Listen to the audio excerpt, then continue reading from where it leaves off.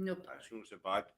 Good evening, everyone, and thanks for coming in. I hope you're all enjoying your bank holiday weekend. You've been out in the sunshine.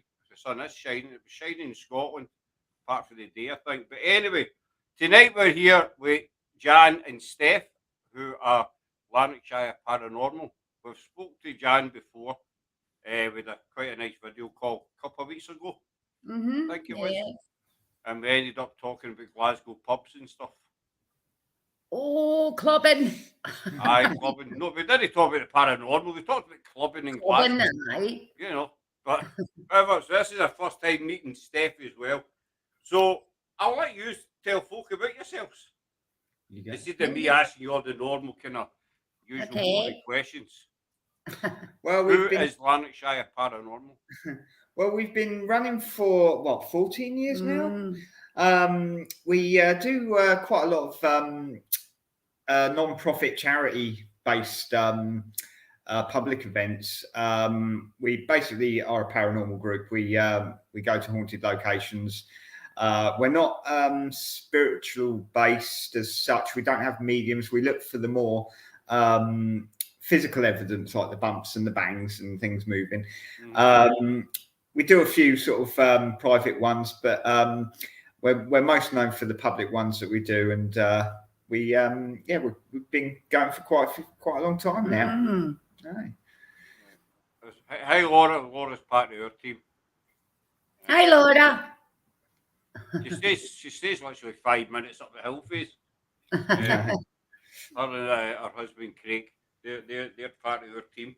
So you don't kind of look at the medium side of things.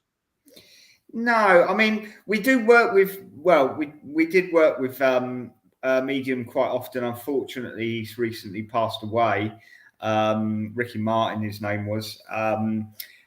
He used to come with us on several of our investigations. However, we don't have a medium on our team. We apart from the occasional times that we do have a medium with us, we tend to sort of not avoid using mediums, but we just don't tend to use them as much because we tend to find that when you have a medium on board, a lot of the times the physical activity can actually be lower. Because if you're a spirit and you can talk to one specific person that can hear you or see you, then they're going to be more drawn to going through the medium than doing anything else. So we find when a medium's on board, we tend to get it's mostly sort of medium type of things that we get throughout the whole night, as opposed to the more physical bumps and bangs. So we don't use mediums as often, really, do we? No. We do. I think you see that we've spoken of this in quite a few lives, and no offence to mediums, no disrespect to any of them, but I think with mediums it's kind of 50-50 sometimes. I mean, at the end of the day, anybody can claim they're a medium. Anybody can put a hand up, I'm a medium. So it's finding that reliable one. Yeah, absolutely. I mean, it's difficult when you're in a situation where you have a medium that's maybe saying that there's a spirit, let's say for a spirit called John, he's in the corner, he died here, this, that, and the other, and the medium's telling you this, and not discrediting any mediums. The medium could be actually bang on. It could be on completely correct. However, from the majority of us who are not mediums, how can we prove that? We need to prove that, you see. So, and it's a lot harder to do. You find you really just have to take the medium's word for it that he is correct and that he hasn't researched the property before he's gone there. There's no other sort of way of crediting it, whether it's genuine or not, which makes it a lot harder. So yeah, it does make our life a lot, sometimes more difficult, if anything. If a medium was to say, okay, John's in the corner, he died here, he's gonna make a tapping noise in that corner for us just to prove that he's there, and then he makes a tapping noise, and then that's great. But unfortunately, that never seems to be the case. So. Just say hi to Irene, David, Craig's Laura's husband. Hi, Patty. Patty is part of Paranormal Exposures, who were Will and Cat who were over here last week. But no, I know what you mean. It's easy for somebody to say, right, there's a man in the corner, you know, as you say, his name's John.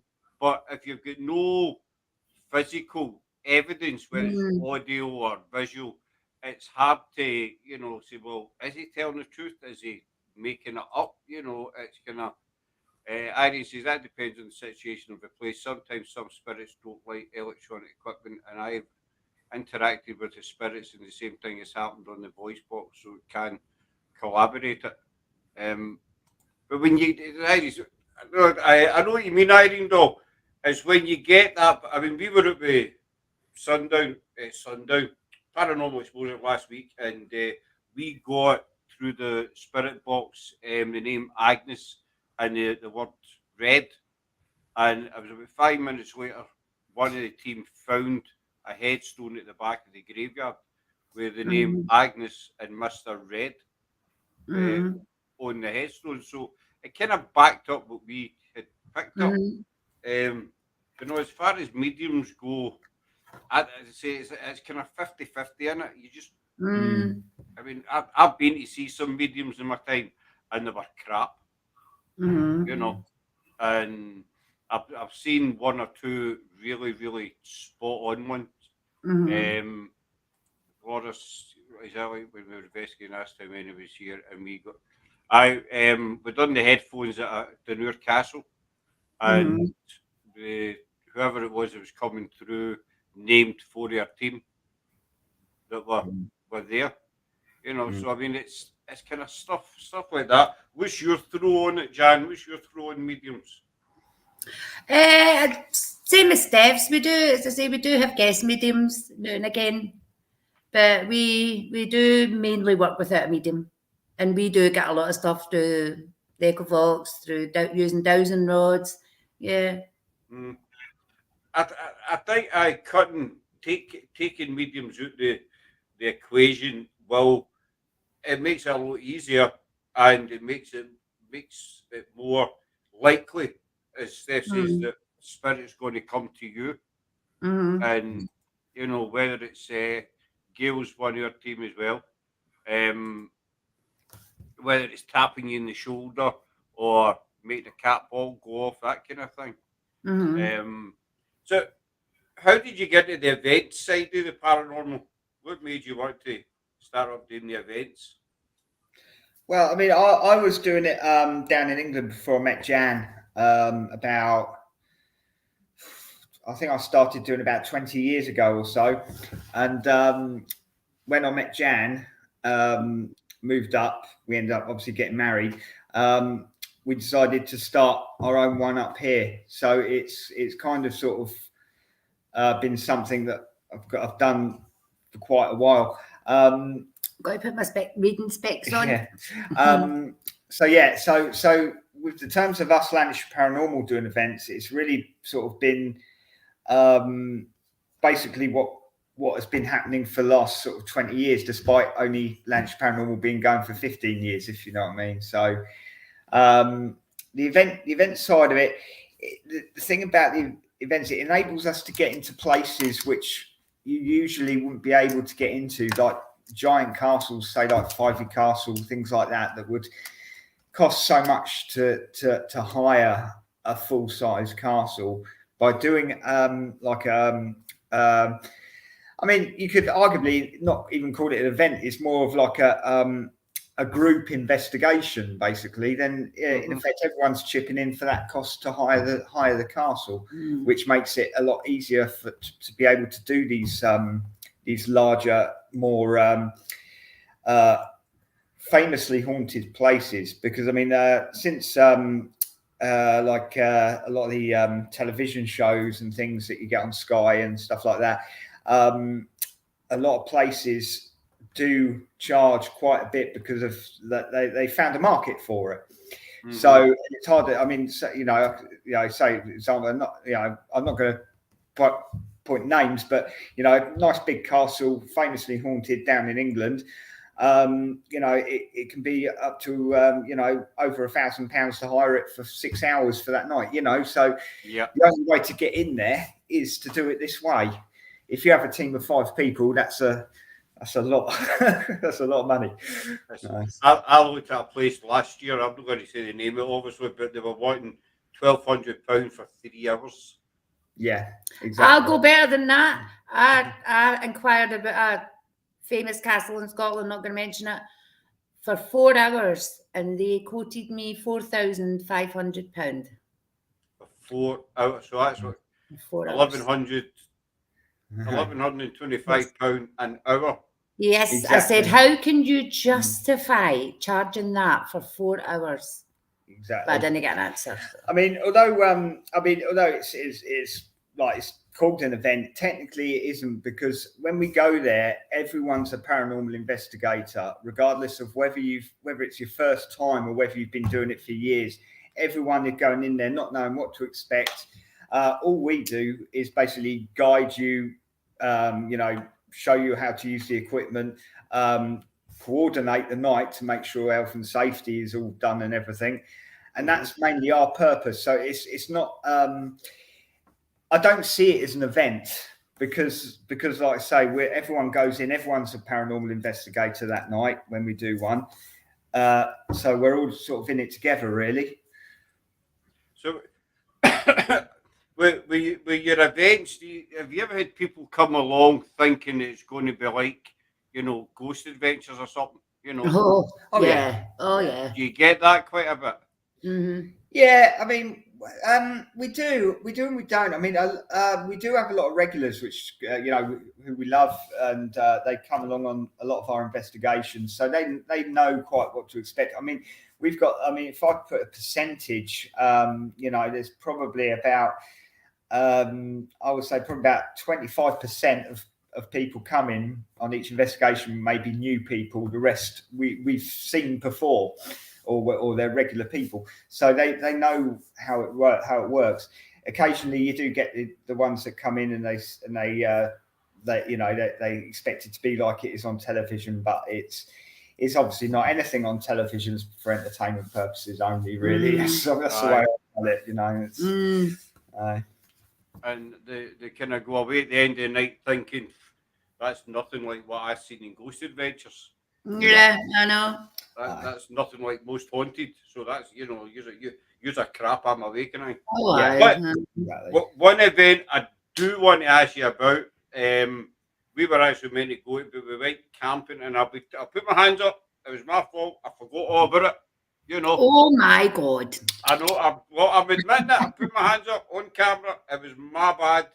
We were actually sitting in the tent, and we seen it come up on Facebook, and it was a Barrowland. Obviously, I've been to Glaswegian. Yeah. I've been to the Barrowland a few times, you know, back in the day. You see what a place that was. Yeah. I always remember all the stairs. You've done an event there be about a month ago now, 4 or 5 weeks ago, something like that. Yep. How did that go? It went all right, didn't it? That was good. We got some teams didn't get a lot. My team did, and I think one of the other teams did. But yeah, we were getting names, we were getting singing, we were getting all sorts. It was great. So, what's the kind of story behind the Barrowland? Because I've not read up on it, whatever. I always heard, you know, through the years, is that the Barrowland's haunted. You know, there's something going in the Barrowland, but I never ever found out exactly. But you know, you get these places like we've got the Palace Theatre in Kilmarnock, and it's said to be the Lavender Lady Craig, and the chat. Oh, we did the Palace. We've done that. You've done the Palace. Aye. All right. Big theatre. Aye. I did that. Sits on the corner. Yeah. So what's the kind of story behind the Barrowland? Who's meant to be there, or? I'm not actually sure if there's actually a specific people that are meant to be there. I mean, we go in without actually, if we can, without knowing too much about the paranormal history, just about what may and may not have been seen there. But a lot of the staff, in fact, one that actually showed us around, she was pointing out to us the areas where, you know, certain things had happened, where people have seen, you know, spirits, things have moved, or such, and, you know, things like that. The Barrowlanders, it's, you know, it's iconic. It's got a lot of history to it. I don't think we're allowed to mention the. Oh no, I think we can mention the most famous one was Bible John. Yeah, that horrible man who murdered the that was his lady. hunting ground, Yeah. basically, wasn't it? Yeah, and there's no getting away from that. That is part of the history of the Barrowlands, is Bible John. Yeah. That's something that's, you say, Jan, it's not, that's, you can't take that away from the Barrowland, because it was where he, you know, he sort of found his victims, kind of thing. Yeah. You know. I know. It's, you know, it's a shame, because it's not tainted. I don't mean that, but it's nothing to do with the Barrowlands. It's not their fault, but it will always be associated with Bible John. Well, the Barrowland's a great venue. It's brilliant. I like to see quite a few bands there, and I loved it. I mean, we were literally on the stage in the Barrowlands. We were like, oh my God, it was amazing to be there. It's an amazing place. I think it's got the same kind of meaning to Glasgow as the Apollo did. Remember the Apollo? Up near Buchanan Street. I think it's got the same meaning. That's my biggest memory of the Barrowland, actually. Not paranormal, I know, but however. Oh, it was brilliant. Yeah, it was. We went to see Marillion and Meatloaf were playing. Marillion with the Barrowland, Meatloaf, he was up at the Apollo, and with tickets for both. So Marillion were on first, and they finished about half an hour or something before Meatloaf was due to start. I always remember running down the steps of the Barrowland with my Marillion t-shirt, take my Marillion t-shirt off, and I had my Meatloaf t-shirt on underneath it, you know, hoping we could get a taxi up to the Apollo in time. That's my biggest memory of the Barrowland. Totally nothing to do with the paranormal. The good thing with the Barrowlands is the ticket money for that. It was £1,050 we raised, and that all went to the Glasgow Children's Hospital. See, that's good that it goes to that. I mean, I know there's a lot of these. I've got a couple of comments that probably I'll stick up in a wee second. You know, we're not really into doing events and that, but I do know. I've heard. You know, there are teams out there that do events solely to raise money for themselves. You know. And a lot of people frown upon that. Yeah, we don't do that, no. You know, you do. To me, if you're going to run a team, then don't ask everybody else to run it. You know, finance it for you. No, exactly. No. Do it yourself. Yeah, that's it. You know, but if you see, I was going to say York Kill. You gave it to York Kill, but it's the Children's Hospital at Southern. Up there. But Gail was saying earlier on, totally different atmosphere when you're investigating and watching on TV. Oh, yeah, definitely. Gail and her husband, we met them on holiday last year, and it was just sheer chance. They were in the next pitch to us camping, and it was our last day. We were heading to Pendle, and we said we're into paranormal. So they said, well, I love the paranormal. So Gail came out with us the first time, and it was her first ever investigation. And she's totally different from what it's like going. Oh, yeah. You know, you don't have chairs flying across the stones getting thrown at you, and knives flying on beds and stuff, you know, that kind of stuff, you know. Craig's got a question for you. Obviously, you've been in the event business a long time. So Craig's got a wee question for you. How much experience do you need to set up a paranormal events team? Well, you need, for doing the public, you need a certain level of experience in actual events as a whole. If we forget the paranormal bit for a second, you know, you need to obviously do certain things with like risk assessments, stuff like that, all the background stuff. So, which is, if anything, is probably the most important part. In terms of the actual paranormal side of it, it's difficult to really. I couldn't really put a sort of time on it, but it's really just down to just how well you can do it. Really, it's just about it's difficult one to answer. Really, the time on. What I would say is find a team near you, go with them. Ask them even if you can join their team for a little while, get some experience that way. Absolutely, yeah. Don't I wouldn't advise like starting one up yourself without, at least spending maybe a year or so, at least, shadowing other people. Because if you're doing a public event, legally, you're responsible for the public on that event. And if anything happens to any of the public at that event, you've got to be there. You've got to know how to deal with that, how to take care of them. I've been doing events for over 30 years, weddings, birthdays, all sorts of events. And you've got to know the legal side of it as well. You've got to know all that as well. So it can be quite difficult. Yeah. Mm-hmm. Craig's saying he saw Magnum, Marillion run rig at the Barrow. It's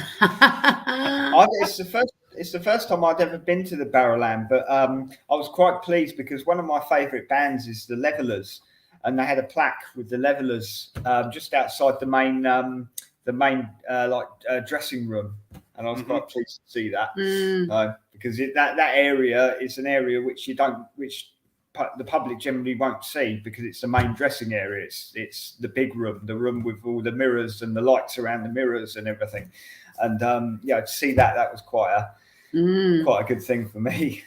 As you say, the public never get to see these. They get to see, I don't know, the auditorium, whatever you call it. I don't know the actual theatre itself.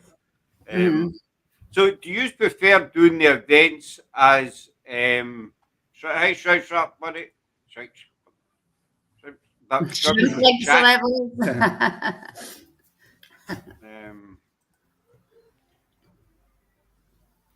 Do you feel that running events insurance is a must for health and safety? Absolutely. Yeah. I mean, it only someone's just got to trip over. that's all it needs. So yeah, always, or you have to. It's especially we live in a world now where, unfortunately, everyone will sue everyone for everything. It's not like 20 years ago it wasn't as bad, but nowadays it seems a very cutthroat world at the moment when it comes to things like that. So yeah, absolutely. And the location that you're going to, they'll have their own insurance, but they don't always. It's basically it's morally it's your event. So you should be covered for it insurance-wise. Yeah. It's your lookout, basically. Yeah. So, what do you prefer doing? You do your own investigations, which I'm going to accompany. But do you prefer doing the events, or do you prefer going off on your own and just investigating at a graveyard or wherever? Some of yourselves. Are you going to answer that? For me personally, I prefer the events. It's something I've done for years. I love it. I'm a people person. I love meeting people. I could chat to anybody. I love it. And that's what I like about it, the social aspect of it. And the paranormal, of course. I'm 50-50 split really, because with the private ones where it's just maybe the staff only, the night can be very it can drag because you're sitting there, there's not a lot going on. With the events, we're constantly busy, we're constantly, there's constantly things we're doing. It's there's like an event plan of the night where we where it's all timed and everything, so everyone is in the right place at the right time. So the mind's going 100 times, before we even think about the paranormal, so it's more, you're more involved into it. Whereas the quiet ones, or the private ones, you could sit in a room for an hour and there'll be nothing going on, and and it's, well, what do? You're on your own, and you're sitting there, and it can drag on a bit. But having said that, the private ones, in some instances, it's easier to determine where, so if you have any activity like a sound or something, it's easier to determine whether it was paranormal or not, because there's obviously less people in the building. You're able to just go and find out where it came from, and this, that, and the other. So so I'm in the middle with that one. I like what you said there, Jan. You can talk to anybody. I'm kind of same way. In fact, I've been told that I talk too much at times. So was you know. in school, I was always getting it. Murdoch, get out here. I was always talking. It's it must be a Glasgow thing or so. I don't know, no, but I've been told by you talk too much. But it's nice to be sociable, especially in the paranormal. As we found, that's one reason I like doing the lives as well, because obviously during the pandemic, we were all locked in, couldn't go anywhere, so we weren't getting out and mixing with other people. And so we concentrated a lot on doing lives, because we were still learning. Because let's face it, paranormals, you're learning every day with it. So I mean, the amount of knowledge that we picked up for doing them was unbelievable. But at the same time, it gave us a chance still to communicate with people and bring people together, because we were all kind of sitting at home, fed up watching Corey and stuff like that, so it was a good way to bring people together. And I say I can talk to I'll go into a bar myself and I'll end up striking up a conversation with a group of folk that have never met in their life, It's just being sociable. Have you ever, when you've been doing your events, felt like you're kind of under pressure to deliver something to people that came along, especially skeptics kind of thing? Have you ever been in a position where you thought, well, he's not really a believer, we're getting nothing tonight? So I'm not talking about faking it. I don't mean that side. I'm not talking about that side. I'm talking about the other side, as in, oh Christ, we're not getting anything tonight. We're going to look like idiots or whatever. Yeah, possibly in a way. I mean, if we have a night that's, it's rare. It's very rare that we have nights which are completely quiet. But I mean, most of the nights there are things which, do go bump in the night, shall we say? But there are, on those rare occasions, it's harder for us basically. So if we're not getting anything, we have to sort of not only focus on trying to get paranormal activity, but also focus on making sure that everyone's still enjoying themselves, despite the fact that there's actually no paranormal activity going on. So and that's when it involves a lot more sort of speaking to people and talking to people and this, that, and the other. So yeah, it can add a bit of pressure on.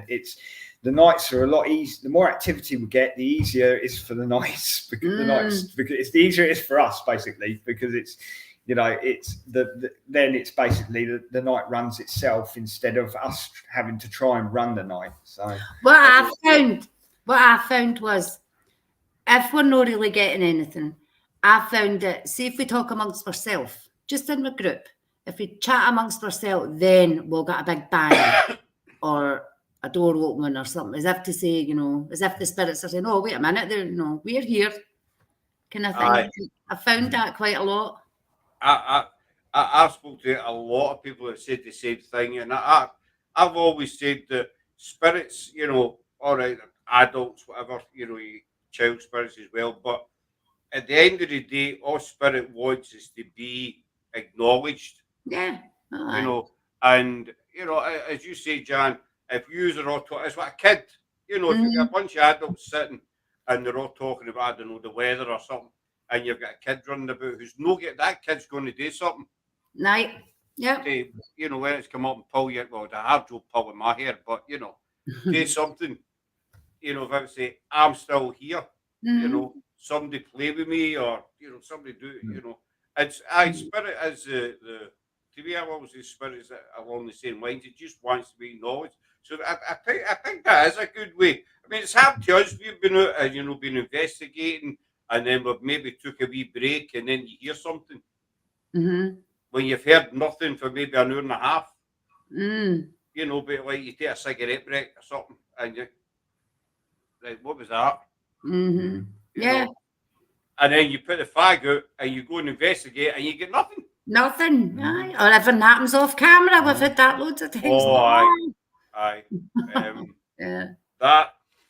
That's always something that's I've wondered, you know, your guys' opinion on it. That sometimes spirit doesn't want to be filmed. Yeah. Oh, yeah. What do you think? Oh, absolutely. Photographs as well. Sometimes we've tried to take pictures and it's just black. There's just nothing come out at all, or it's mist. It's just all misty. Can't get anything. Or your camera, we get quite a lot, and I've spoken to many other teams get the same thing. The cameras getting turned off. Yeah, we've had that, haven't we? Yeah. We've our cameras actually PTZs, so that which pan, tilt, zoom. They move, and we've actually had some of the cameras actually move on their own on the motors as well. Yeah, and you see that's the thing. There's a word in the paranormal that is used a lot, and I hate it. It's the word coincidence. I'll probably short down for this, but however, the word coincidence. You know, people say, "Oh, that's a coincidence." But if you look at all the teams out there, all the investigations, and they all encounter the same kind of issues. You know, equipment getting turned up, batteries draining. You know, bits of equipment moving, kind of thing. It's a. Would you think of that word coincidence? You think it's too overused? I think it depends on the situation. I mean, if you have, like, for example, say like the cameras moving on their own accord, if that's something which happens quite often, or you've witnessed it a few times randomly, then yes, that would be coincidence. However, if that's only ever happened once in one place, at one time when you've said some specific thing, then it narrows down the coincidence sort of level quite a lot. I mean, it's so I think it depends on the surrounding sort of circumstances. Really, I mean, there are always some coincidental things which do happen. I can't remember off the top of my head, but I know one happened at the Barrowland, which made us all jump. But I can't remember what it is. I mean, a perfect example of a coincidence is, in my opinion, is say like, for example, if I'm calling out, if there's anyone here, can you please make a sound? And then all of a sudden I get jam radio through me on the radio. Hi, is anyone? Then that's an amazing coincidence because of timing. But so yeah, I think it just depends on the on the you do that all the bloody time. You're standing there in the pitch, but quiet, and you're like, is there anybody there? And then he'll just bust through the radio, Jan, and you're like, ah, and he's like, he does that all the time, and is. Oh. I mean, that was it. The Barrowland. It was. We were in the market area, and the group of us were down at the back end of the market area, and we were calling out, if there's anyone there, can you please make a sound at the other end of the room? And just as we said that, the security guard walked in at the other end of the room, just literally as we said it. So the door banged and he walked in, and everybody jumped, and but obviously it turned out it was just an amazing timing that he'd done it then. Coincidence. Craig saying Londonkirk was with that, didn't really get anything until we made it known we were about to leave, then we started getting responses. That is true. When we went to Londonkirk, it started off quite quiet, and it was starting to get a wee bit chilly, so we were thinking, just call it a night. And then we started to get all different bits of activity, and it turned out to be a good investigation. So maybe, I don't know where the threat of us leaving, maybe the spirit's thinking, wait a minute, they're going to bugger off. So we'll need to do something. Yeah, I can tell you a little story. It was before Lanarkshire Paranormal. It was in a place down in England. I think it was called Wharton Hall, I think, if I remember correctly. And the whole night had been really quiet. Nothing had happened all night. We were down in the basement area, and we were saying, right, okay, in the basement area, I'll just describe it. It had a lot of cages where they kept all the beer barrels, because they do a lot of like weddings sort of things, so they kept all them lot there. And the doors had little cages on them. So we said, right, okay, well, we're going to leave now. That's the end of the night. So if there's anything you want to do, do it now. And just literally as we said, we're going to leave, one of the cage doors slowly swung open, and then with immense force slammed shut, bang, in front of us. It rattled all the cages and everything. And it's just, it's just a pain that, that couldn't have been the whole night. It just happened that right at the end, just as we said, right, we're leaving. It's a bit like saying, right, off you go, there you go, And I said, sometimes you feel that, excuse me, when you're doing investigation, that spirit is following you around. Because let's face it, I don't know if people agree with us or not. At the end of the day, we can investigate 2,000 times, but it's really down to spirit at the end of the day whether they want to talk to us. And I've found in some investigations, you've been out and they're there. Coincidence, this Patty put up a comment. Start again. Paranormal investigators 8% gut feeling. I think she's spot on. You're there yourself, and you can feel. Londonkirk again. We could feel there was spirits there. That we were being watched, we were being followed. And every so often you're kind of going like that because you can feel something's there. But it's when they choose to interact with you. Yeah. And as you say, Steph, it was the whole night, at the end of the night, then they chose to do something. So you could be there for 3 hours and they say, right, I'll throw a stone at him now. Yeah. I mean, I think there's also in some cases there also can be about a matter of when you're there. For example, if there's a more sort of a residual type thing, which is like sort of like a replay of a historical event. If you're there, perhaps in that at that time, say I don't know, this ghost John, he was murdered in the basement, on I don't know, Wednesday, March or whatever. If you're there at that particular time and that particular time when it happened, then that could possibly sort of up your chances a bit of getting something, because such a large historical event had happened there and you're there at that specific time. I mean, not all cases, but I think in some cases that could possibly make a difference. You're right, Steph, because I mean, there's quite a few documented cases of anniversary hauntings, as they're called. I mean, one famous one is Jane Seymour of the Starlight Staircase in Hampton Court Palace. Every year she's reported to be seen going up the staircase, because the staircase led to Edward's bedroom, her son. And the anniversary of his death, every year she's said to be seen going up this staircase. One night. Same as Anne Boleyn's meant to be seen at Hever Castle as well, once every year. Gordon as well, you're meant to be able to hear the battle. And I think I could be wrong here. Someone might correct me here, but I think it's a similar situation with the ghost of Bluebell Hill down in Kent. Is it Kent? I can't remember now. But I think where's like the Phantom Bride hitchhiker. I think that's a time thing as well. If you're more likely to see her if you're there at that specific time in the day or night when it's. I could be wrong on that, but that rings a bell there as well. See, there's all different theories in the paranormal. A relative of mine was gay peak at Houghton Hall. Used to go down when I was a kid. Beautiful place. Met the Lord and Lady a couple of times when he retired. They gave him the gay house to live in. Wow.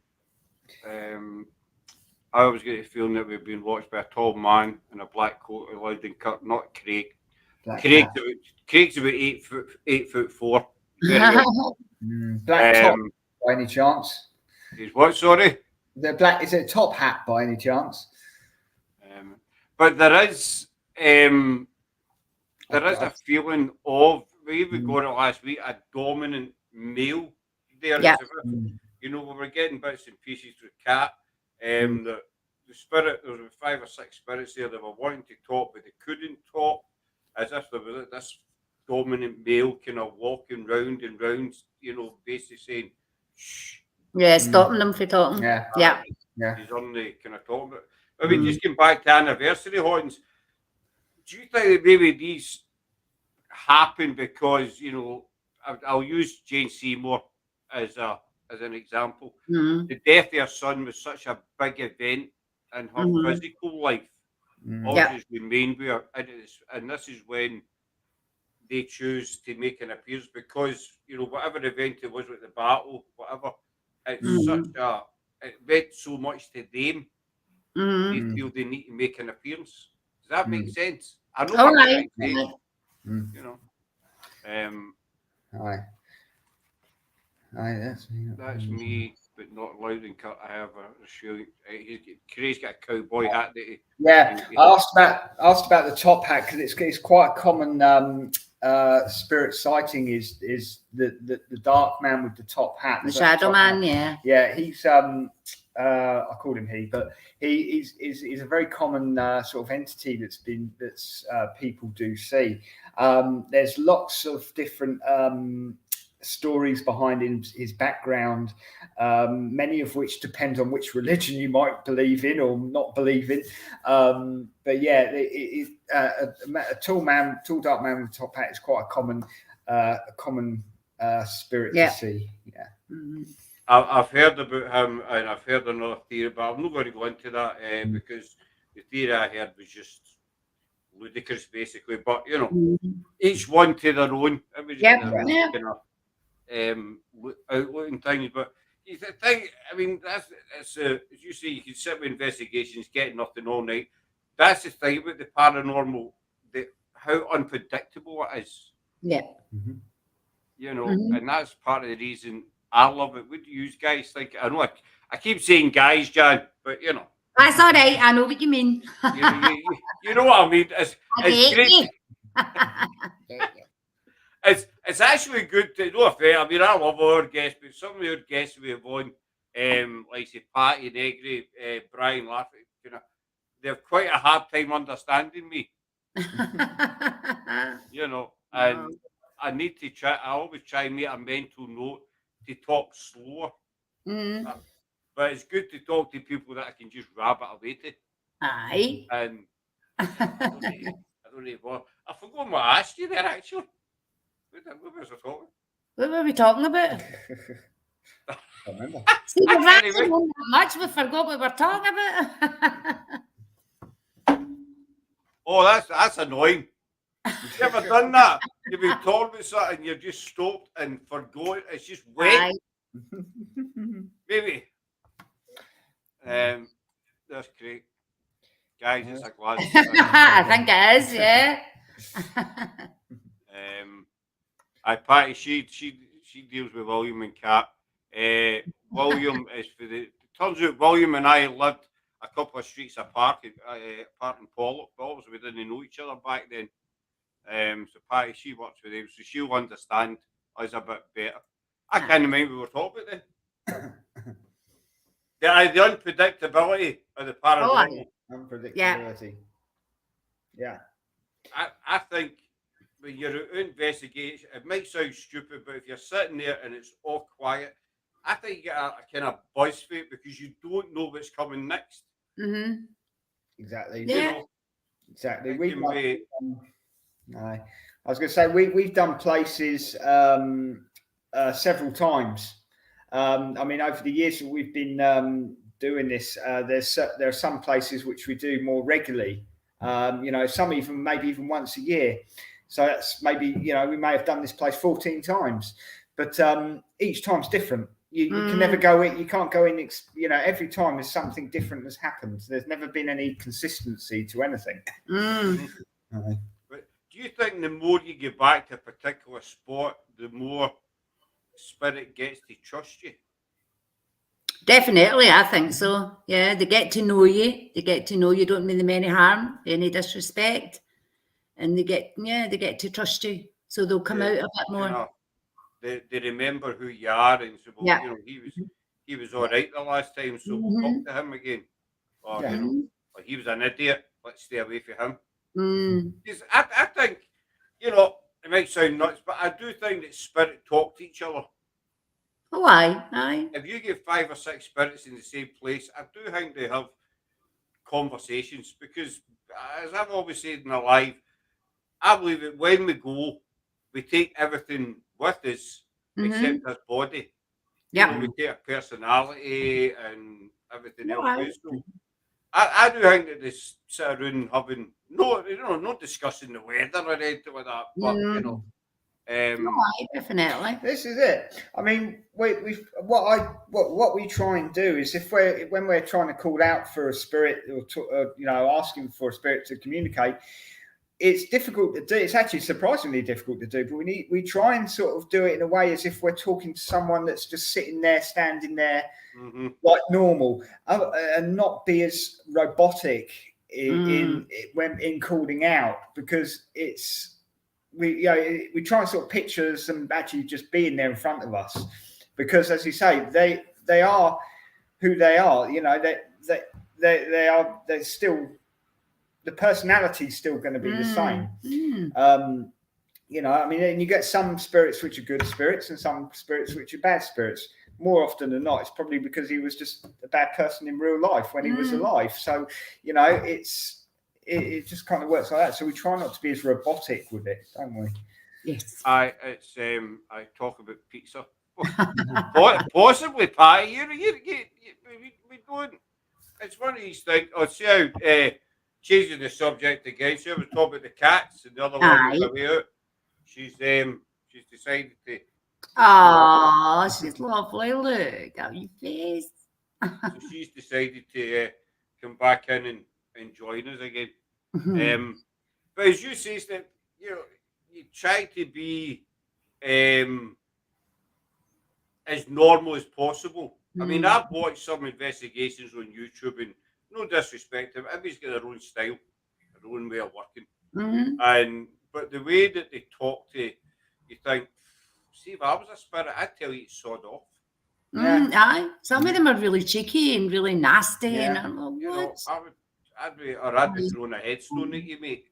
You know, something like that, because the way that I mean, I've done it once myself. I will admit, way back in the early days. Listen to me, the old timer. Back in the early days, I was at Mackenzie's tomb in Greyfriars, and you know, you're a big man in life. You're a big man now, kind of thing. Didn't get me anywhere, you know. Didn't get nothing, and that's it. And then obviously back then we were kind of still learning. I mean, I've been into paranormal for about 30 years, but you're always learning, you know. Always to stay there alone. And so back then I thought, you know, I'm going to try it, see what happens. But then after you realise, no, that's no such a good idea, because you know, that's no showing respect. All right, Mackenzie doesn't deserve any respect, just my opinion. But you need to keep that respect going. Absolutely. Because you see, you know, they could be sitting right next to you. You know, in the graveyard, wherever you meet, there could be somebody sitting right next to you, and looking at you, think, you know, you're talking to me like that, and you want me to touch that cat ball? Are you nuts? Do you know what I mean? It's and as you say, Steph, you speak about good spirits and bad spirits. What about the word demon? What do you think about do you think the word demonic is used too much these days in the paranormal? Oh, definitely. yeah. Demon itself is a religious sort of term, so you know, it's that's more of a religion sort of thing. I mean, we refer to say, for example, say someone who isn't religious may refer to a demon, or may think a demon is basically an entity that was not a human being, or not alive to begin with. So for a non-religious sort of term, we will refer to anything like that as an entity or something like that. But the actual word demon, I think it is overused. It's used a lot to shock as well, and it's probably because of the effects it has and the rather good horror movies that they make as well about them. But it's a religious term. It's a religious thing. It's like the jinn, isn't it? You know, and that's another. I think what's the jinn? Is that Muslim? That's Muslim. I think the jinn. So yeah, it's religious terms. So. Somebody's trying to get my attention down here. Pause with this. He's actually punching my hand. You know what I mean? I'm trying to talk here, Missy. But I think, as you say,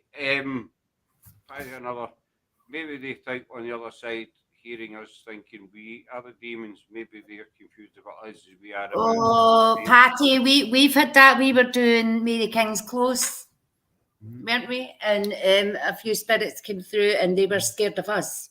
Yes. They said we were scaring them and their children.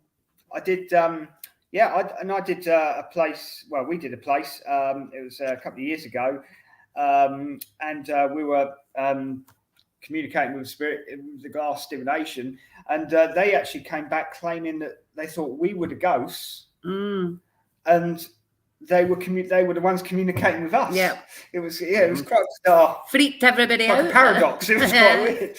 Yeah. But I mean, there's that many theories in the paranormal, and you know, some spirits are unaware that they have passed over. Yeah, you know, yeah. That they are actually in spirit. So them looking at us, you know, they think, well, they're ghosts.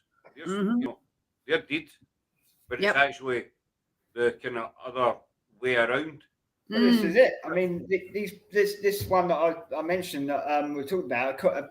What they was telling us is that they were a group of friends and they were actually doing a glass divination, and it was them talking to us. Yeah. Only they were about a century behind us.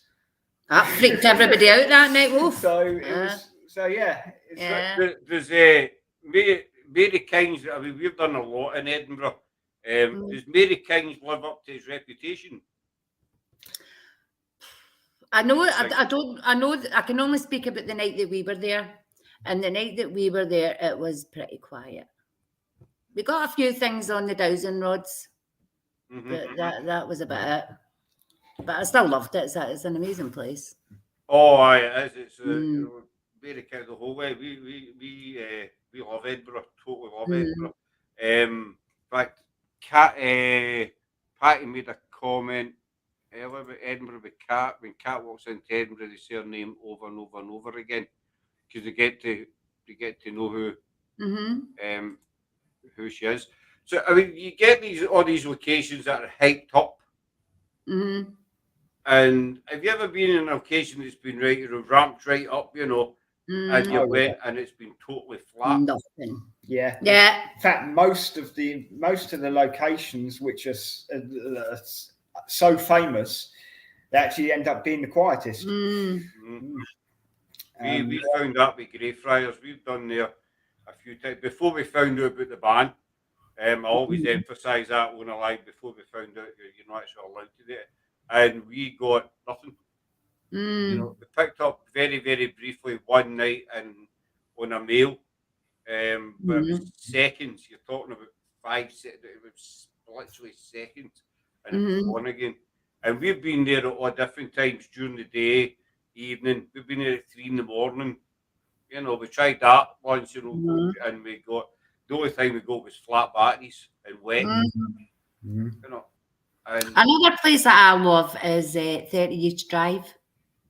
See, I'm not sure. We got asked to do that last year with GSX, a team in Nottingham. We're quite close with them. They phoned us on the Monday, and they says, "Listen, we've got the chance to do Each Drive this Wednesday." Free of charge. I don't know how they were doing it for Paraflex. And they says, "You want to come down?" But it was a school week, and there was no way we could. I said, "Listen, you know, it's too short notice." And I was kind of gutted. So there's no way we can do it. I don't know. I'm on the fence with East Stratford. I think maybe before there was stuff there, but I think now it's turning more into a kind of money-making machine. I don't know. I can, as I say again, I can only talk about when we've been there 3 times, and other times we've been there, it's been really active. Yeah. I've been. Also, I've not been to East Stratford, so I'm only going by what I've heard. You know, I'm not saying it's true or false, whatever. Seemingly the name of the spirit was made up. Is it Fred? Oh, I can't Aye, somebody called him Fred. That's not his real name. Yeah. That wasn't his real name. And that's where the black is. You know the black monk as well. Black monk. Yeah. Yes. Has the black monk ever been seen or picked up on? Or He's been seen. I Yeah. think on the staircase. Yeah. I think he's on the staircase, I believe. Because I think there's there used to be a priory or something nearby. Yeah. Yeah. So I'd say I don't know. I think it's the kind of place you'd need to go to and investigate. Yeah. Some groups have went, they've not got anything. Some have went like us and they've been busy all night. And I think again, it just depends. Yeah. See, we done that with the Ivy House. We done the Ivy House back in March with Charlie and Rox and Rosine. And I'd watched, videos on it, and they were getting loads of stuff. We went and it was really quiet. It was still a fantastic night. The whole experience of doing the Ivy House. But we get one capture on the camera. It was audio, no visual. It was like there's meant to be a young girl, there as well. And the sound that we picked up, it sounded like, the old-fashioned school shoes you used to get with the wooden heels and stuff. Oh, like the clogs? Like clog kind of things. It sounded like that, walking. And then the light on the camera just turned off. But it dimmed. Now, our lights, there's a wee switch on it, you need to turn it, and it slowly dimmed it. And the light dimmed, and then it went off. But the thing is, the camera never moved. So if somebody was physically doing that, the camera would have moved. But the camera never moved. The light just dimmed and then went off. And we were all up the stairs at the same time. So we, it's things like that we can't explain. And that's the other thing that attracts me to the paranormal is you get these wee bits and pieces that you can't debunk. Yeah. You can't explain, and you get all these skeptics, and you say, "Well, you explain that to me." How that could, we've had K2 meter get knocked over, with the whole tripod get knocked over in the Sherwood Forest when nobody was near it, the camera on it. We've had bits and pieces happen that we just can't explain. Yeah. And what's the kind of weirdest thing you guys have had that you just cannot explain, basically? Oh, over the years we've had loads. Oh, there was one time, will I name where it was? Yeah. We were at the David Livingstone Centre in Blantyre. Blantyre. Yeah, and it was a public one, and it was at near the end of the night, so we all joined up at the end of the night to do one big final one. So we were in like the big long black corridor, and we were standing there, and we saw a man walking behind us, turn and then walk back out the door, and we're like, oh no, we need to get him because we need to stay in here. And me and Steph went out. Nobody there. Nowhere he could have went. Nobody there. Look, what, the hairs on the back of our head stood up. That was weird. I think it was maybe Mr. Livingston, I presume. Livingston, I know. I had to say that, sorry. David Livingston, I presume. Gail, she's nice in Hamilton, so she's just down the road for it. All right. She's just, it's all been renovated now. I always remember, I've been to the Livingston place years and years and years ago with the school trips and stuff, and I always remember David. And I've always wanted to get back. I would love to investigate in there. Oh, it's great. The schoolroom was fantastic. We've got a schoolroom and it was brilliant. to see maybe if he's, he's kind of wondering about. There's that. I mean, we've done Alloway and Burns, doing the Burns area and what have you. Some of the evidence we've picked up has been, amazing. I'm not saying it's connected to Robert Burns. We've never had anything directly connected to it. We've did Robbie Burns' cottage. We did that for the National Trust. That was really good. The door was shaking like mad, and it wasn't the wind, and everybody's like, oh my God, that was good. Yeah. So what's your favourite, obviously you've been all out, but what's your favourite event or location that you've done? Current favourites. Not past favourite though, current favourite. Current favourite, I love Leith Hall up in Aberdeen. Done that a few times, and that is a brilliant night. Hi, Regga. I don't really have one. I'm boring. I'm going to have a boring answer, I'm afraid. I don't really have a favourite because they're all great, and like I say, they're all different. And no matter how many times you go to the same place, it's still going to be different. So yeah, I don't really have a favourite. The one thing I'll say about Leith Hall was we were out. Put my wallies back in. we went to the Hanging Tree. And it was my team and a lot of the public. And we went to the Hanging Tree. And it was pitch black, but we took pictures and stuff like that. One of the public ladies that was with us, she got a cracking, it was like a full body apparition, this lady in a dress, and she was holding a basket. But she got a picture of the tree. And I was studying it when I got home, and I was like, oh, see the nightmares I had that night, they were horrendous. They were some of the worst nightmares I've ever had. Yeah, maybe something followed you back or something. I don't know, but oh God, it was horrible. It was like skulls coming out the tree chasing me, and it was just horrible. But it's brilliant. Sorry, Steph. No, I didn't say anything. It's just hearing. But I tell you, the other night I was lying in bed, totally unparanormal related again, but we got 2 guinea pigs last Friday, and they're in the room. Oh. So obviously I can't hear sort of. I was lying in bed the other night watching a film, and I could hear this like squeaky sound on my left hand side where the bedroom window is, and the car's just outside. And it must have took me 15-20 minutes. I was up with a torch on the phone, hunting everywhere for this sound, and I could not work it out. It was the next day. I heard one of the guinea pigs making the same sound on the bed. The sound I heard last night. I was hunting everywhere, but it was totally the wrong side.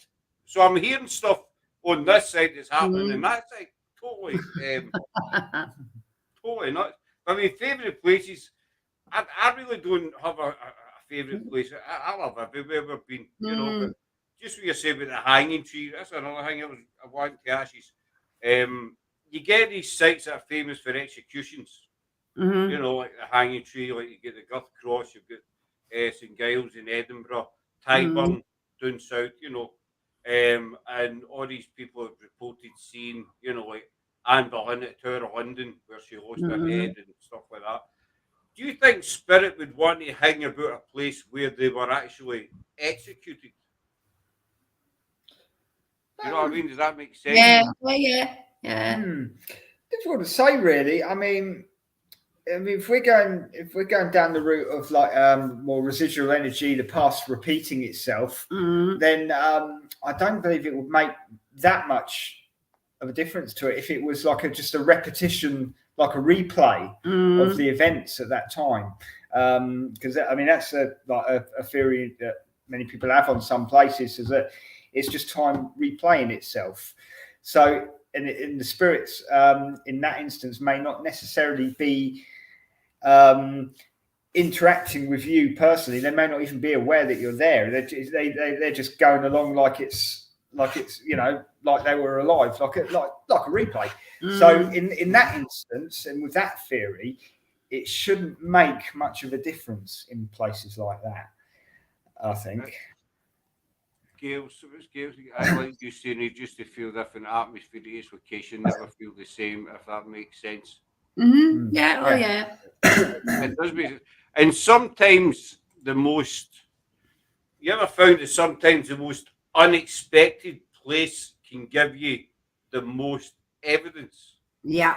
All the time. Oh, did we get that All a the lot? time. We did a beautiful old watermill years ago. It was stunning, and we went in. The public were there, and that place was jumping the whole night. I mean, people screaming. It was it's brilliant. It goes back to what we were saying earlier about the more well-known locations seem to be less active, where some lesser-known locations seem to be more active. The lesser-known and even more quirky locations seem to be more active. But that we've found anyway. Don't judge a book by its cover. That's what we found. We did a football stadium as well. That was jumping again the whole night. It was brilliant. Yeah, football stadium. Yeah. See, that's the thing, it's just, the most hype up. We done a place last year, Caldwell it's called, and I can't remember who suggested it. I think it was Sarah. Had found it, and it's in Redrushire, but you drive by the gate and not even notice this place. But we were there for about 2 months, no solid, we done about 7 or 8, and the evidence that we got was unbelievable. And it just seemed there was only one time we went, and we never got anything. But there's 280 acres. It's a big estate, and there's several bits there. And what's left of the main house was where we got the most evidence. That's what we picked up. I call it the Whispering Lady. It was a woman's voice whispering, and it wasn't through the app or whatever. I had 11 different people listen to this, and they all came back and said, "That's not through the app. That woman was next to you when she said." And we couldn't work out what it said. We thought it was Gaelic, but it was actually Jim Martin, who runs the Spirit Realm. He broke it down, and he's saying, he says, "She's asking you, is your light better now?" And I'm like, "Yeah, what?" He says, "Well, what's your footage?" He says, "Just before you get that voice, you move your EMF meter and it goes to red. You move it again and it goes to red again. And then she says, is your light better now?" And this was a place we never expected to get anything. But the amount of stuff that we got was, unbelievable. We wouldn't get back because it's done and dusted. But it's just, we're doing a location this Friday. It's just an old abandoned farmhouse. It's not famous or, whatever. And who knows what we'll get. But as you see, you've done a football stadium.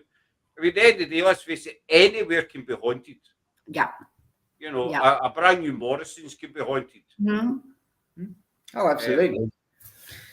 It's not just necessarily the building; it's the land that the building's on. Aye, exactly. I think a lot of people forget this, but they just look at a building and say, "Well, that's a brand new shop. How can that be haunted?" Yeah, it's not the shop; it's what's underneath the shop or what was there before the shop. Going kind of way back, and I think that applies in a lot of locations, especially I dare say you've been to the Covenanters. No, that's in Edinburgh, isn't it? Aye, the Covenanters prison. Yeah, no, we've not been there. You've not been there? Oh, we have. He's told me you know. That's petty, isn't it? That's childish. Let's be adults about it, for God's sake. I mean, it's like the Covenanters, the Black Mausoleum and the Covenanters. There's over 3,000 reported attacks, and they operated down the Mackenzie poltergeist, which does not exist. That name is made up for a book. I've got my own theory that the Black Mausoleum is a burial plot of the Dundas family who had nothing to do with Mackenzie, and they were a totally respected family. And my theory is it's the land, because when the Covenanters were there, the tombs weren't there. It was just field then. And so I think whatever's in the Covenanters prison is one of the guards that used to be guard the covenanters. Mm. And this is what's attacking people. That's just, that's just my kind of theory on it. But I think that applies to a lot of places. Oh, aye. When it comes to hauntings and being active, it doesn't need to be an old graveyard or an old abandoned castle. We used to do we still do sometimes house investigations, and we've been to new builds, we've been to old houses, and they're still haunted. See, the house investigations, the house clear, it's never something we've looked at. We've always said to Laura, we're going to investigate her house, but she's one of our team, what have we. It's never something we've looked into because obviously we don't have the experience. I'll be honest, we don't have the experience to do it. I mean, we never claim we do, to get into somebody's home and investigate it. You're kind of stepping into a kind of different side of the paranormal because Totally it's somebody, different. So how does it work with investigating a house? I know that's a stupid question, but no, it's totally different. It's totally different from a normal paranormal event. This is different. Do you want? No, you can. We were contacted. It was before COVID, but we were contacted by a young girl who stayed in this house. She was, I won't say her name or anything, but she was absolutely terrified. She had taken a picture and contacted an online medium. I don't know who they were. I don't know who they were, but they had told her she had a demon in her house. She was, and I mean, she was terrified. Nobody would come to visit her, nothing. We went up, just the team, and we went in. There wasn't a demon in her house.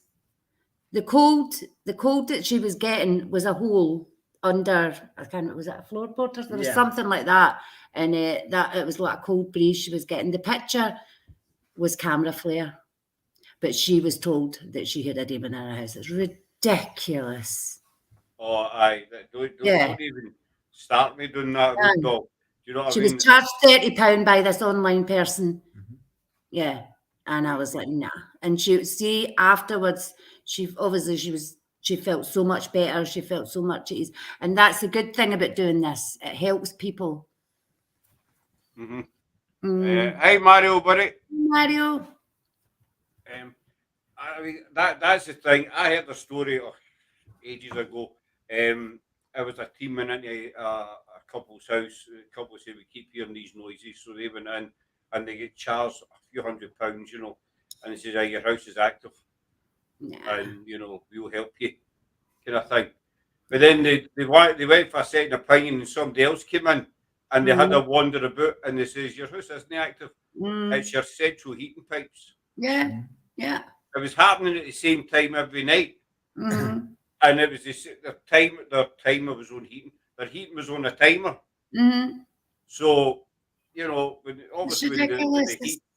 the pipes were expanding, and this is what the couple was hearing. These pipes expanding, but these clowns had been in before and says, you've got something here, and we will help you.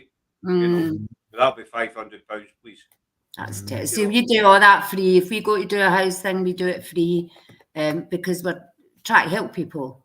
No profit or anything like that. But luckily, the ones we've done over the years, we have helped them. Yeah. That's right. Tim Johnson, if he goes to UK, he's been in the business for donkey's years. He does. They've done a lot of housework. No housework. You know what I mean? Housework. His house is amazing. It's immaculate.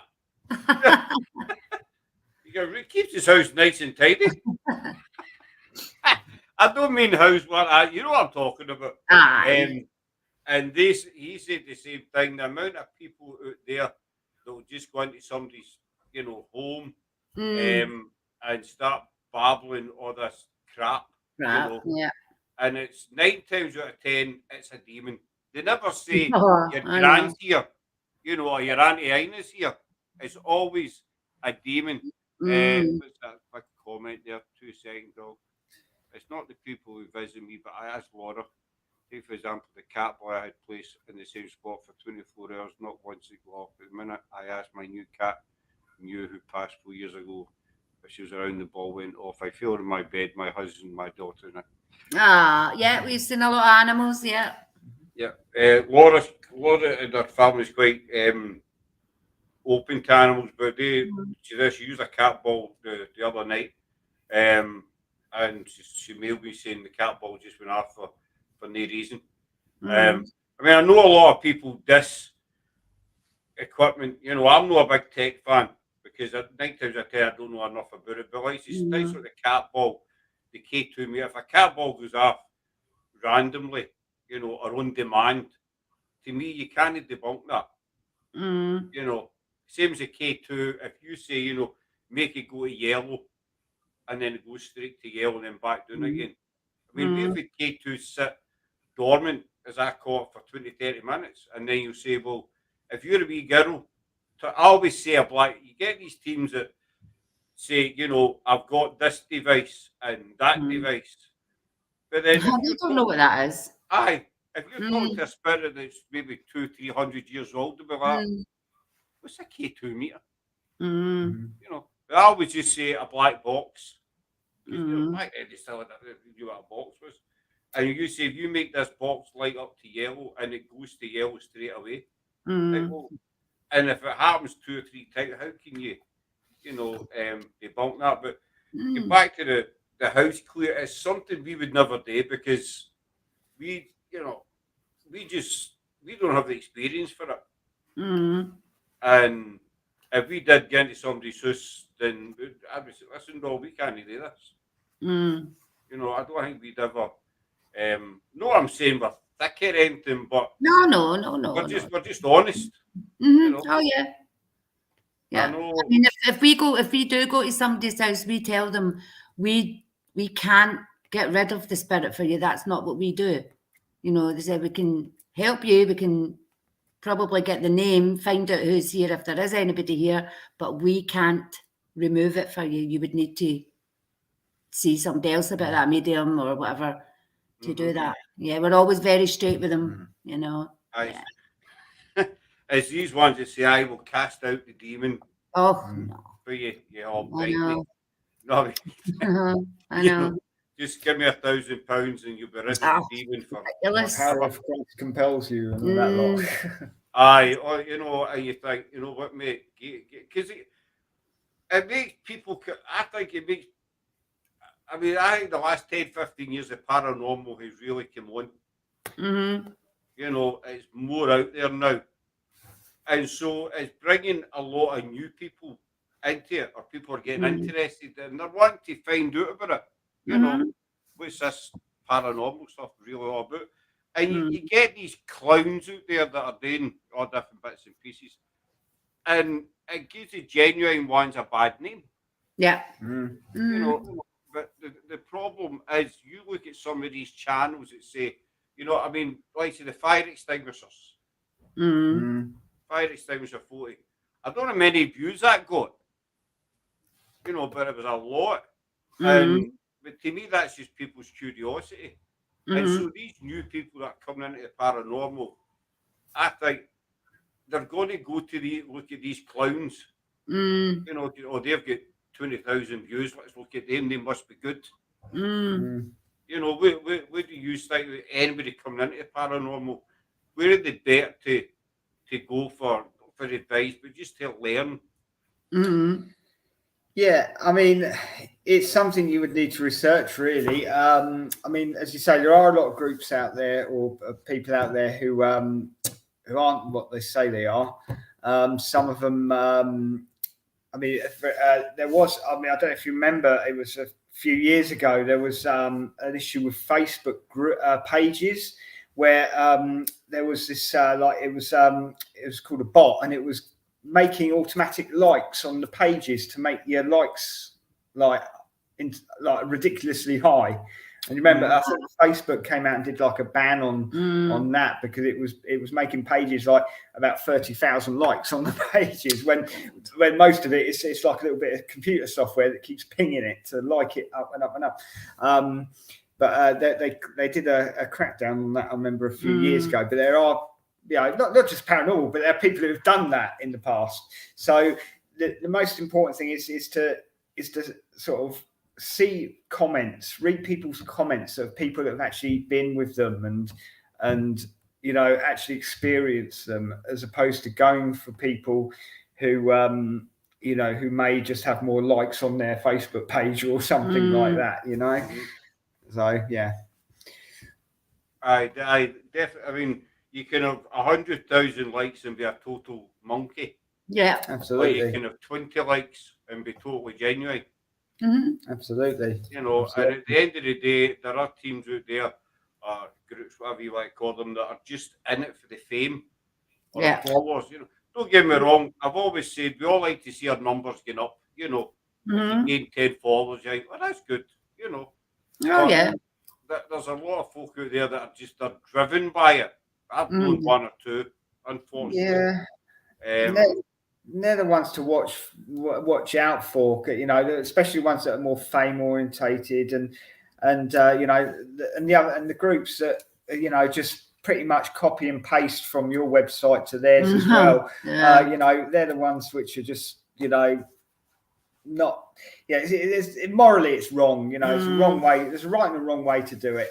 The fame sort of side of it. I mean, it's I don't know how far what sort of expectations that they've got to be. I mean, are they if they're trying to become the next Most Haunted or the next Zach Baggins, then it's simple. All you got to do is fake everything. If you I probably shouldn't say it, but all you got to do is not fabricate. That's probably a bit so it's Mario, as Mario says, he's right, quite right. There's too many that play at it. There is they're in it for the fame, and it's something that at this day.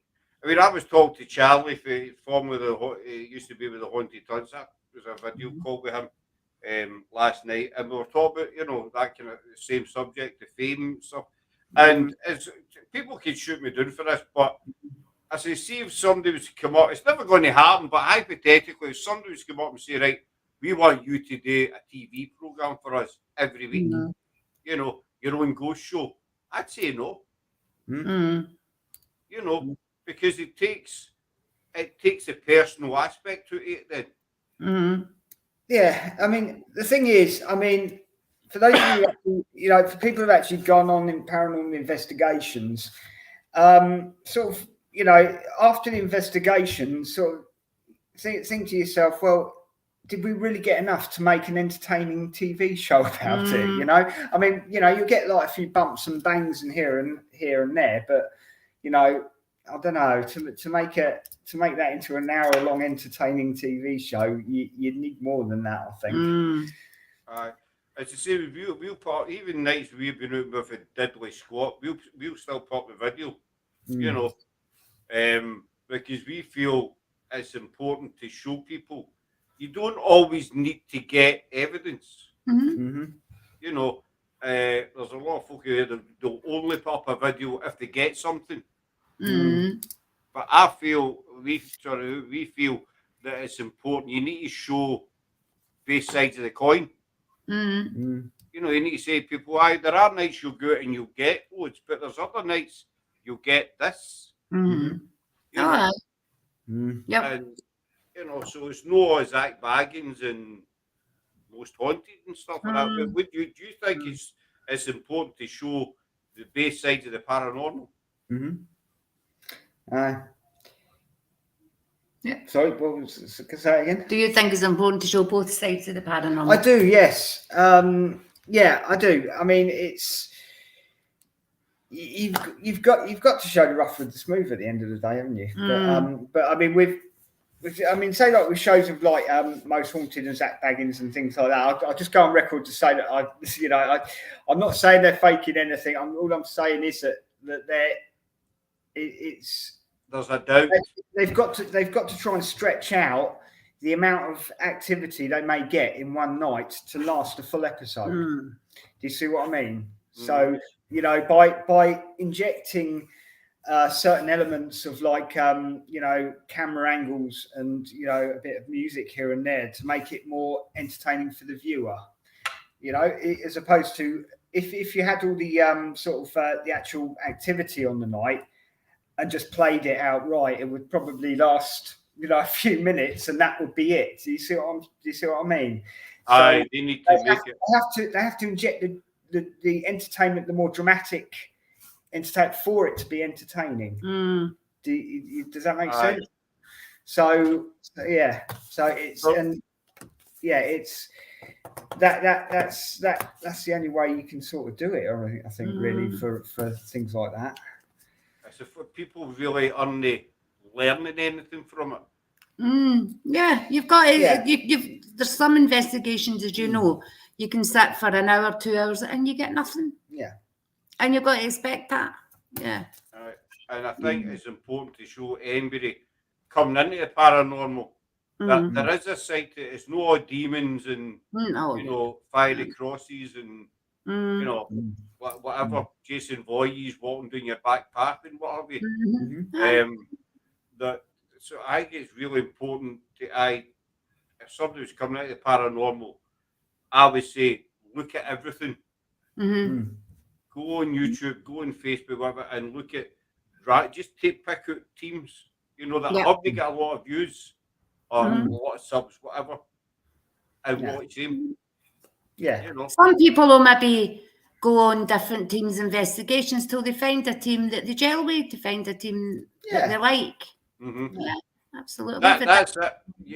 I mean, our team's quite small now, which is great. We work well. We've got an American team as well, obviously, and we go out and we still take it serious, but we're kind of laid back. I think it's because I'm from Glasgow.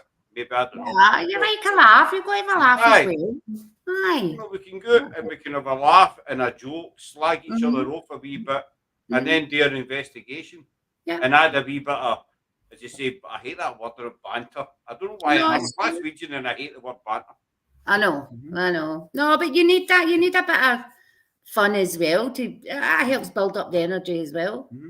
It lets spirits see that you're normal, but it lets other people see that you're human as well.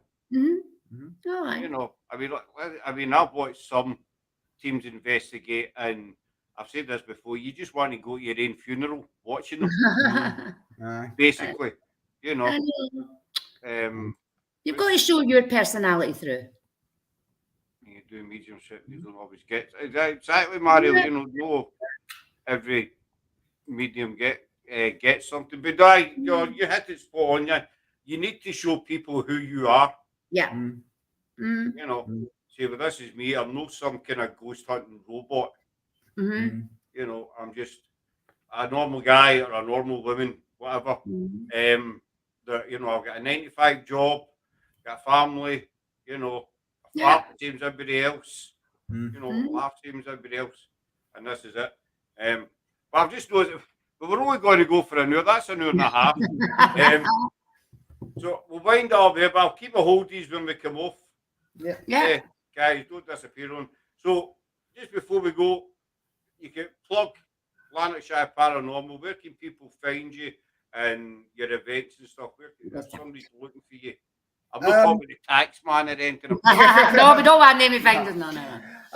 We've got a website, simply www.lanarkshireparanormal.com, and you can find us on Facebook. I think that's the only social media platform we can. We were on Twitter, but I came off that. I hate Twitter. I think it's really toxic. I didn't like it at all. So we've got a Facebook group, we've got a Facebook page. You can contact us through there. Yeah. And check them out, folks. Especially if we're doing the Barrowland again. We'll be there this time. Barrowland is iconic. And Saturday night we're doing the secret bunker. Oh, I seen that. I seen you put up a post about that. There was also a prisoner of war camp or something. Oh yeah, that's that's Culty Braggin. That's at the end of the month. I couldn't pronounce it. Good night, Mario. Good night, Mario, buddy. So we'll wind up there, folks. That's us for today. We're back on Saturday night when we have William and Kat Armstrong coming in from Paranormal Exposure. We're going to talk about an investigation last week at Londonkirk. And Sunday we have Charlie and Rocks of Charlie Rocks Paranormal and Andy Murphy and Kirsty across the pond there coming in as well. So thanks for joining us tonight. We hope you enjoyed it, and you will be seeing they two again. Us. We'll be seeing them again, and we'll say goodbye for now. So take care, folks, and thanks very much. Bye. Bye. Bye. Bye.